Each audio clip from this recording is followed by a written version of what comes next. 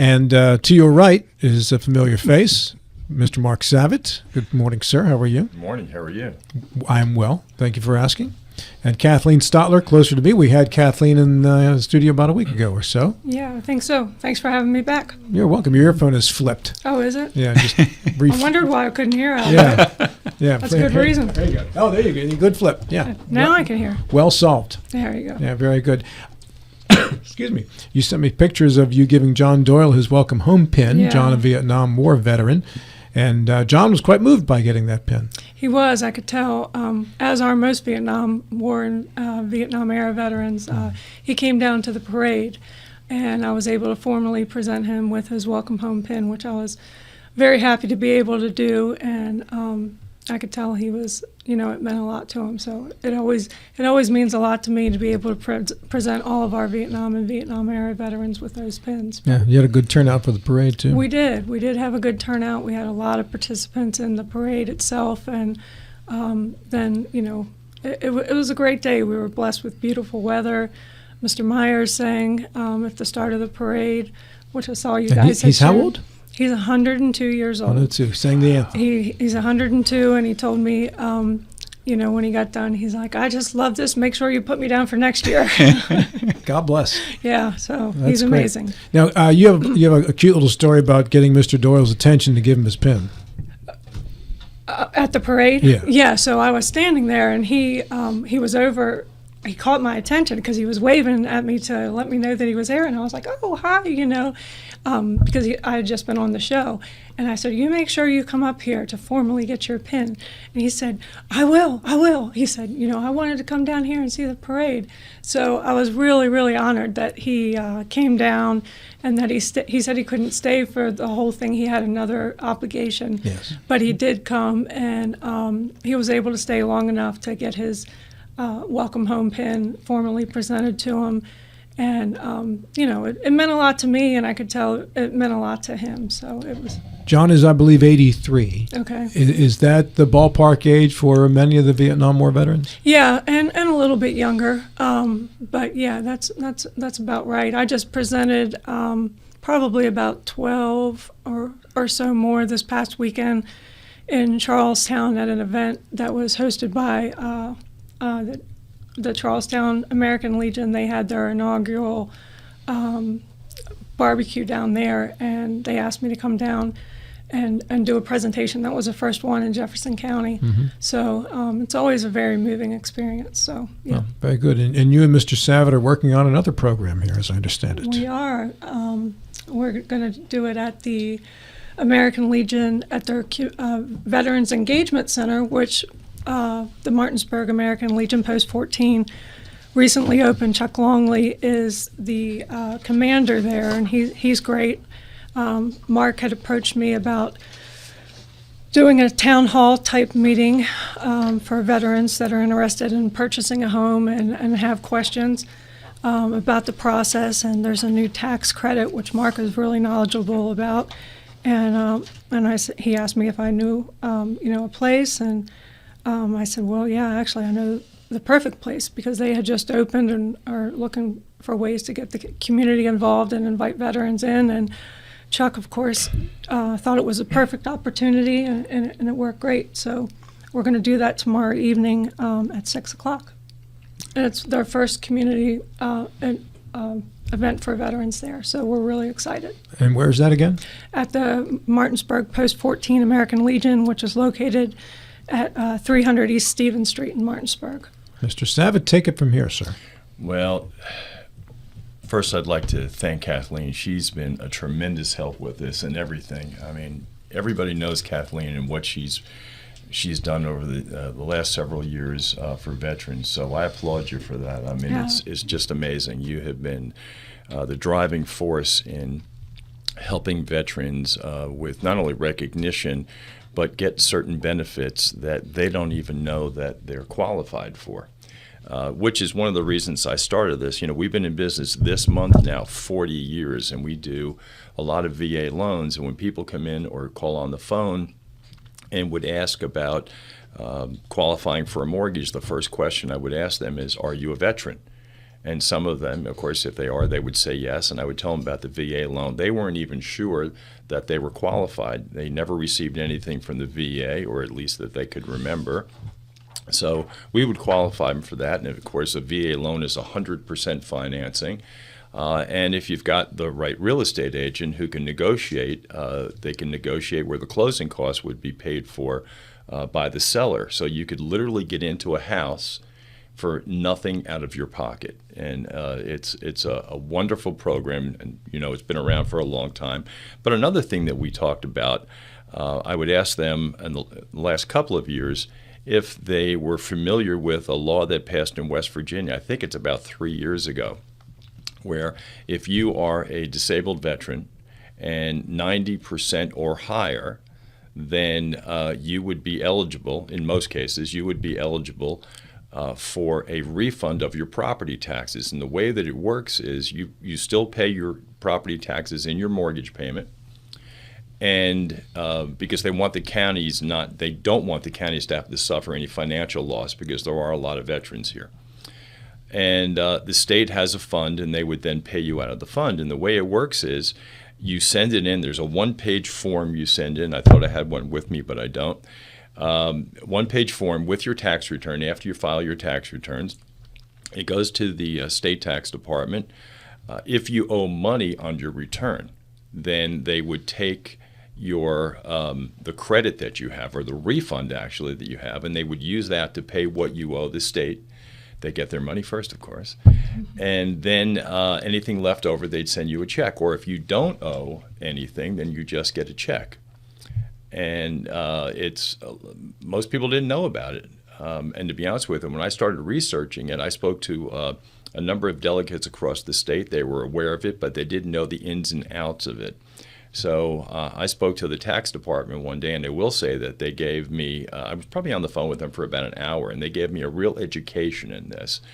It's something that I think that veterans should take advantage of. Now, there's a couple of negative things, I think, with this that should be addressed, and I'm going to speak to a couple of delegates about this coming session. If you are a veteran that has a homestead on their house, you claim a homestead exemption, so you're paying less tax, then you're not qualified for the program. And I think I don't think that's the way it should be. I think it should be, okay, if you're paying less tax, you still get that tax back. Why are you exempt from that? So that's something we're going to be working on. But we're going to be this Wednesday, tomorrow, excuse me, we're going to be discussing this. We're going to have all the forms there that they need. We're going to take questions from them, but we're going to talk about other things as well. We're going to talk about eligibility, as I started saying before with veterans. They don't know that they're eligible for a VA loan. So instead of calling up the VA or somebody and asking questions about it, they just ignore it and they go on to other programs. Or in a lot of cases, they won't qualify for a mortgage because they don't know that they are qualified for this. So we educate them. We have the ability in our office to pull up. We have access directly into the VA portal. We can pull up their certificate of eligibility within a matter of minutes instead of writing to the VA where it takes a month or more. Marc, one second, Kathleen, I'm very sorry to interrupt you, but please tell everybody the name of your company and how to get in touch with you, by the way. Thank you. It's the Mortgage Center. Our phone number is 304-267-9040. Kathleen, you were about to say. I was just going to say, and the certificate of eligibility, and I've worked with veterans for over 20 years, and I think that's a big, deterring factor, is veterans get very overwhelmed with the processes and the paperwork, and they just, like he said, contacting the VA sometimes, and, the hoops that they have to jump through, they just say, forget it. But, he's able to pull it up automatically and get the certificate of eligibility, which they have to have for a VA home loan. So it streamlines the process and makes it a lot easier for them. So, anybody that's interested, any veteran that's interested, we would highly encourage them to come out, particularly if they don't have that, because he can get it right away. So for purposes of the home loan, when is a veteran a veteran? So somebody, if they sign the minimum contract, which don't know, 3 years, 4 years, whatever that is, and then they get out, are they qualified? Well, it depends upon the branch. They're active duty, some are guard. If you're guard, you have to put 6 years in. You have to have an NGB 22. I know you're probably going, he's right. That's a form? Yes. Kathleen's an expert in this stuff. But it would be an NGB 22. But the other thing is you also have an NGB 23, which is points. There's a point system. You have to have so many points, so you may have the time in. So it's different depending upon how you served. Okay, and if I were a veteran who had served, I would know this. I would know what my points are. Or Not necessarily. Not necessarily, yeah. Okay. I mean, yeah. So And for the home loans, for the none of this is I'd give stuff away if I could. So none of this is an indictment of that. But 100% financing is an inherently bad idea across the board, right? I mean, you're not going to do that for everybody. So is there a what is the they have to have a certain credit score? Do they have to have? I mean, are there other qualifiers? You have to go through the same qualification process for the loan as anybody else would do? Well, there's two things. Number one, the VA loan allows for a veteran to purchase a home with no money down. The VA loans, one thing I should say, of all the different types of loans there are, you have VA, you have FHA, USDA, conventional. The one with the least amount of delinquencies and foreclosures are the VA loans. That's the first thing. The other thing is they have to qualify anyway. It depends upon what their credit scores are. They have to have, but of course they allow lower credit scores for veterans. Not much lower, but lower. You still have to have the income. You have to have stable income.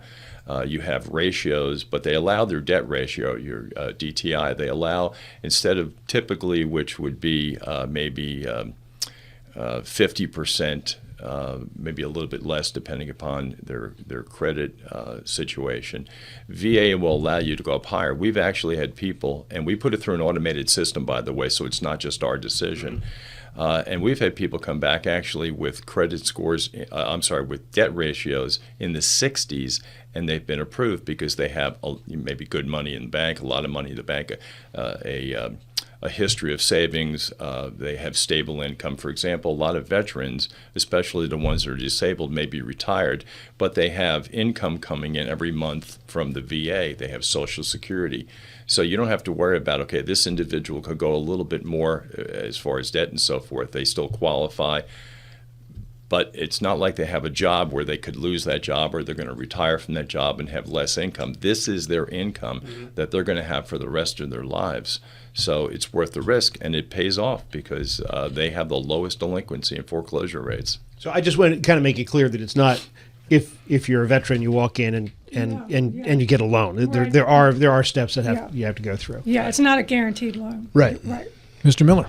Will there still be PMI insurance on a 100% loan, just like someone who maybe gets a conventional loan that doesn't have the certain down payment that would be needed, or is that kind of waived as well? Good question. You and I should do a mortgage show. Actually, We should. We did actually. Very good question. With VA, there's a funding fee. Now, if you are a disabled veteran, there is no funding fee for you. You are exempt. But if you are not exempt, there's a funding fee of first time use, 2.15% of whatever the loan amount is.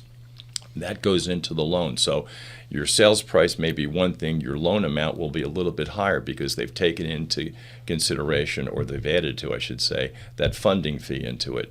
If you are putting some money down, and some do because they want a lower mortgage payment, if you put 5% down or 10% down, or more, you will have a lower funding fee. It'll go to 1.5%. Then if you put more down, it goes to 1.25%. But monthly, there is nothing monthly. So all you have is your principal and interest. You have your taxes, and you have your homeowner's insurance. So, but there is one, but it's a lot of it's built in. That 2.1. If it's a subsequent use, if it's your second time, even though you may not have that other mortgage anymore, now they go up to 3.3%. And I have problems with that. Again, these are veterans.